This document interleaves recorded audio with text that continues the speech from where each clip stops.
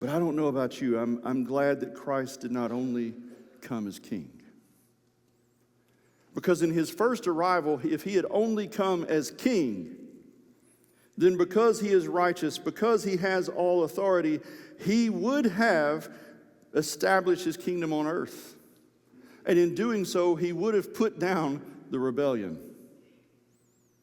And who was in rebellion against God? All of us. So had he come only as king, it would have been over. You and I would not be here today. But he didn't just come as king, he also came as priest. Here's the interesting thing with his role as priest. You see, he offers the sacrifice for your sin.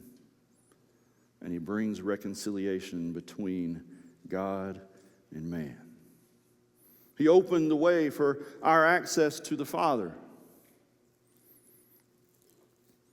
As king, we understand he rules and reigns in victory over his kingdom with righteousness and is worthy of all of our praise, all of our obedience, and all of our service. You see, Christ is the only one who fulfills both the role of priest and king.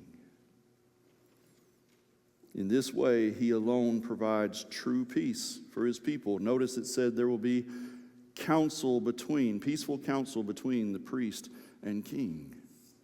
This was a new idea. These were not two seats of power. These were one combined person, one role. It's also interesting in this passage, it tells us that as priest, he sits on the throne. Fun tidbit about priests in the Old Testament.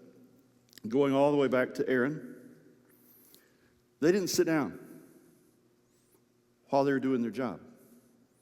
There were no chairs in the temple or the tabernacle.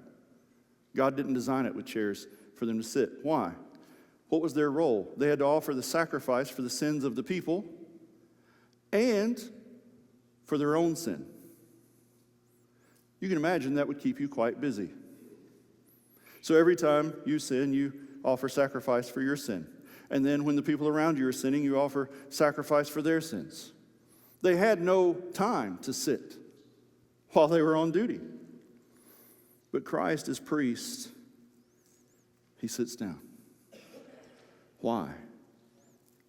Because once and for all time, he offered the sacrifice for sin and sat down at the Father's right hand, waiting on the day that his enemies will be made a footstool. He doesn't have to keep going back and offering sacrifice and sacrifice and sacrifice.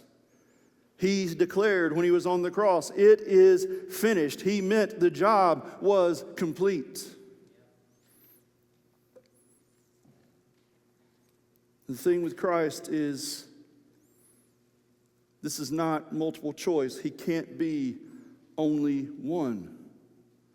He can't just be your priest without being your king.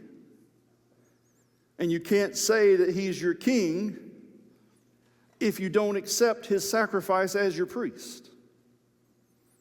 It's both, or it's nothing.